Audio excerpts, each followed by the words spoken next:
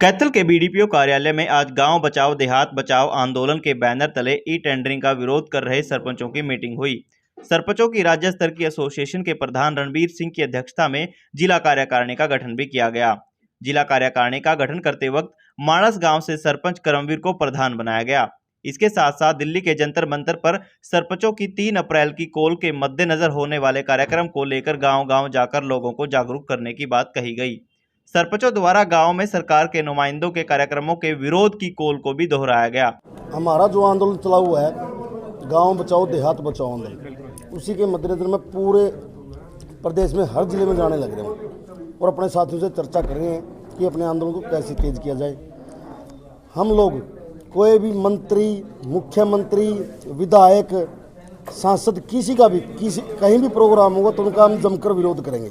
कल हिसार के अंदर मुख्यमंत्री जी आने लगे, उनका भी हम लोग विरोध करेंगे।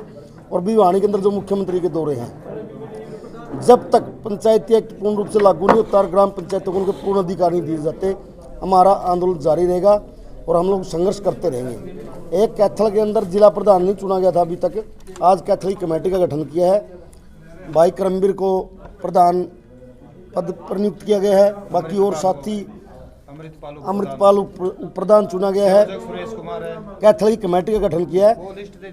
गांव दर गांव जाकर पोल खोलो अभियान चलाया जाएगा। आम जनता को सरकार की गलत नीतियों के बारे में जागरूक किया जाएगा और जो सरकार की गलत नीतियां हैं उनके बारे में जनता के बीच में जाएंगे। हमारे साथी टीमें बनाकर जिला वाइज और सरकार की पोल खोलने का काम करेंगे। अभी जो है कुछ लिमिट भी बढ़ाई थी मुख्यमंत्री ने, क्या सहमत नहीं है आप उससे? वो एक गुमराह करने की साजिश है। राज्य सरकार क्यों अधिकारों को हनन कर ले, जब संविधान के अंदर पूर्ण अधिकार दिए ग्राम पंचायतों के। राज्य सरकारें अपनी अपनी मनोबली करती है, किसी राज्य में कुछ अधिकार है, किसी राज्य में कुछ अधिकार है। हम लोग जो संविधान में अधिकार दिए गए, पूर्ण अधिकार जब तक नहीं दिए जाते ग्राम पंचायतों के, तो हमारा आंदोलन जारी रहेगा। अभी पीछे शिक्षा मंत्री भी आए थे, उन्होंने कहा था ये टेक्निकल एक्सपर्ट नहीं होते जो सरपंच होते हैं, इसलिए उनको पूरे अधिकार नहीं दिए जा सकते, इसलिए टेंडरिंग जो है। शिक्षा मंत्री जी ये कहते हैं सरपंच पूर्ण अधिकार नहीं दिए जाते। शिक्षा मंत्री जी 8वीं क्लास की लड़की का सवालों का जवाब नहीं दे सकते, इस्तीफा दे दो शिक्षा मंत्री के पद पे, वो छोड़ दो अपना पद। जब एक 8वीं क्लास की लड़की की शिक्षा मंत्री जवाब नहीं दे सकता, उनको उस पद पर रहने का अधिकार ही नहीं है। इसीलिए तो हमारे देश का ये तो दुर्भाग्य है भाई, अनपढ़ व्यक्तियों को ऐसे ऐसे पदों में बिठा रखे है। कैसे शिक्षा प्रणाली दुरुस्त होगी जब एक शिक्षा मंत्री 8वीं क्लास की बच्ची के सवालों का जवाब नहीं दे सकते? वो शिक्षा को कैसे आगे बढ़ाने का काम करेंगे? तो क्या मांग करते हैं? क्या मांग करते हैं? कितनी होनी चाहिए टेक्निकल अप्रूवल, कितनी होनी चाहिए? हम लोग जो संविधान के अंदर पूर्ण अधिकार दिए गए, पूर्ण अधिकार पूर्ण रूप से पंचायती एक्ट जब तक लागू नहीं होता, पंचायती राज एक्ट, तब तक हमारा आंदोलन जारी रहेगा। कितने अधिकार, 29 अधिकार दिए गए हैं हर विभाग। जो गांव के अंदर की बात कर रहे हैं, फाइनेंशियल कितने तक की लिमिट होनी चाहिए पहले? संविधान के अंदर तो बिल्कुल पूरी की पूरी फाइनेंशियल लिमिट सरपंच पद के ग्राम पंचायतों के पास होती थी, लेकिन ये राज्य सरकारें अपनी मनोबली चलाती हैं और उनके अधिकारों को खत्म करने की साजिश, ग्राम पंचायतों के अधिकारों को बिल्कुल खत्म करने पे तुली हुई है सरकार। आप एक चीज़ देखो, केरला के अंदर पूर्ण अधिकार है, राजस्थान के अंदर कुछ अधिकार है, मध्य प्रदेश के अंदर कुछ अधिकार है, लेकिन यहाँ जो हमारी हरियाणा सरकार है, ये ठेकेदारी प्रथा लागू करने पे तुली हुई है। इनकी मंशा साफ नहीं है। ग्रामीण क्षेत्र का जो पंचायती राज का बजट है उसको हड़पने की साजिश है। 2 साल के अंदर जब ग्राम पंचायती नहीं थी, इन लोगों ने अधिकारियों के साथ मिलकर पंचायती राज का जो बजट है उसका दुरुपयोग किया गया। धरातल पे कोई कार्य नहीं हुआ, कागजों के अंदर कार्य दिखाए गए और पंचायती राज एक्ट में इसका बजट का दुरुपयोग किया गया। सबसे पहले तो सभी साथियों को नमस्कार। हमारे अध्यक्ष जी रणवीर सिंह जी का हमने यहाँ पे मीटिंग ली थी हमारी एक, तो इनका हम धन्यवाद करते हैं। और मैं करमवीर सरपंच, कैथल डिस्ट्रिक्ट अध्यक्ष सरपंच एसोसिएशन। तो सबसे पहले तो मैं हमारे अध्यक्ष जी रणवीर सिंह जी और हमारे सातों ब्लॉक के अध्यक्ष और पूरे कैथल डिस्ट्रिक्ट के सरपंच एसोसिएशन का मैं धन्यवाद करता हूँ, जिन्होंने मुझे इस काबिल समझा। और जो आज की हमारी मीटिंग थी, तो मीटिंग का हमारा मुख्य उद्देश्य है लोगों को जागृत करना। ये गांव देहात बचाओ आंदोलन है। जो भी सरकार गांव देहात को ख़त्म करना चाह रही है, हम सभी सरपंच साथी गांव के लोगों को जागृत करेंगे। जो सरकार ई टेंडरिंग के माध्यम से गांव में विकास कार्य रोकना चाह रही है, हमारी सरपंच की पूरे सरपंच एसोसिएशन हरियाणा की एक ही मांग है, जो सरपंचों को पूर्ण अधिकार दिए जाएं। और जब तक सरपंचों को पूर्ण अधिकार नहीं मिलेंगे तब तक पूरा हरियाणा के सरपंच साथी इस आंदोलन को हम जारी रखेंगे। तो इलेक्शन लेट हुए कुछ अब आपका ई टेंडरिंग को लेकर और सरपंचों का, लेकिन आम जनता जो है परेशान है विकास को लेकर। आम जनता जो परेशान है उसको उस परेशानी का कारण सरकार है, मुख्यमंत्री मनोहर लाल जी हैं। उसमें सरपंचों को तो विकास कराना चाह रही है, लेकिन सरकार सरपंचों को विकास करने की पावर छीन रही है। तो सरकार अपने ठेकेदारों से डायरेक्ट कमीशन खाना चाह रही है और सरपंच गांव का विकास करना चाह रहे हैं। इसमें सरकार ने गांव के विकास से कोई मतलब नहीं रख रही।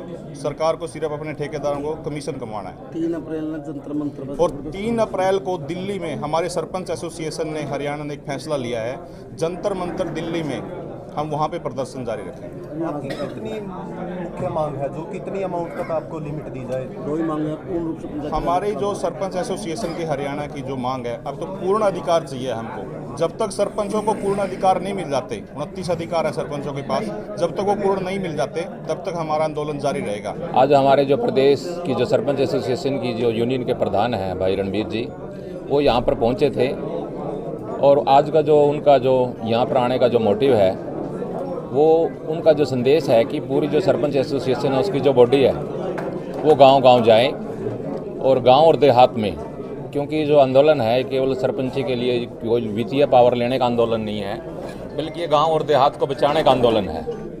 तो गांव के लोगों को जागरूक करो कि किस प्रकार से जो गांव की जो सभ्यता और संस्कृति है उसको ख़त्म किया जा रहा है, शहरीकरण को बढ़ावा दिया जा रहा है। इस प्रकार के जो मुद्दे हैं, इस प्रकार का जो एजेंडा है वो लेकर के हम गांव-गांव जाएंगे। और आज दूसरा जो हमारा जो मेन मकसद था, हमारी जो जिले की जो कार्यकारिणी थी उसका गठन करना था। आज सभी साथियों ने सर्वसम्मति से, आम सहमति से हमारे जिला के जो प्रधान हैं, कोऑर्डिनेटर हैं, महासचिव हैं और दूसरे जो बॉडी के मेंबर हैं उनका चुनाव किया। आज का केवल यही उद्देश्य था हमारा। का एक ही उद्देश्य है, ये ग्रामीण क्षेत्र को बर्बाद करना चाहती है। सबसे पहले तो नंबरदारी प्रथा को ख़त्म करने का काम कर रही है। उसके बाद में जो संवैधानिक संस्था है ग्राम पंचायतों को बर्बाद करने का काम कर रही है। ये प्रदेश की जनता का ध्यान भटकाने के लिए हर रोज नए नए प्रयोग करती है। बेरोजगारी के नाम पर कुछ नहीं किया जा रहा। जो कोचिंग सेंटर है वो बंद होने के कगार पर है, क्योंकि जब सरकारी नौकरियां ही छीन रही है तो कोचिंग सेंटर भी बंद हो गए। हमारे 22 और 23 की साल में करीब हरियाणा से 10 लाख बच्चे हमारे विदेशों में चले गए हैं। जब यहाँ भूखे मरने की कगार पर वो बच्चे आ गए और इन्होंने सरपंचों को चोर बोला। सरपंच का मानदेय क्या है, सरपंचों का खर्चा कितना है। और जब देश आज़ाद हुआ, गांव के अंदर सरकार ने क्या सहयोग किया। ऐसे ऐसे सरपंच हैं जिन्होंने अपना घर लुटा करके गांव के अंदर शिक्षा के अंदर काम करने का काम किया, स्कूल खोलने का काम किया और अन्य बहुत ज़्यादा मतलब सरपंचों के द्वारा अपने घर से भूमि दान करके, पैसा दान करके बड़े बड़े काम गांव के अंदर किए गए हैं। जनता को कब तक इंतजार करना पड़ेगा विकास के लिए? अगर हम ये शर्तें मान लेते हैं तो ये तो बहुत लंबा इंतजार हो जाएगा। इंतजार ये, इसमें गांव का विकास होना ही नहीं। जब तक हम लड़ते रहेंगे, जब तक गांव को उनके अधिकार नहीं मिलेंगे, गांव देहात जब तक हम नहीं बचा सकते तब तक हम लड़ते रहेंगे। कि आपकी मौजूदा पिछली पंचायतों में ग्राम पंचायतों का अधिकार 20 लाख तक का दिया हुआ था और आपकी ही बीजेपी की सरकार एमपी के अंदर है, वहाँ पे 15 लाख से बढ़ाकर अब इस प्लान में 10 लाख बढ़ाकर 25 लाख का अधिकार दिया गया है।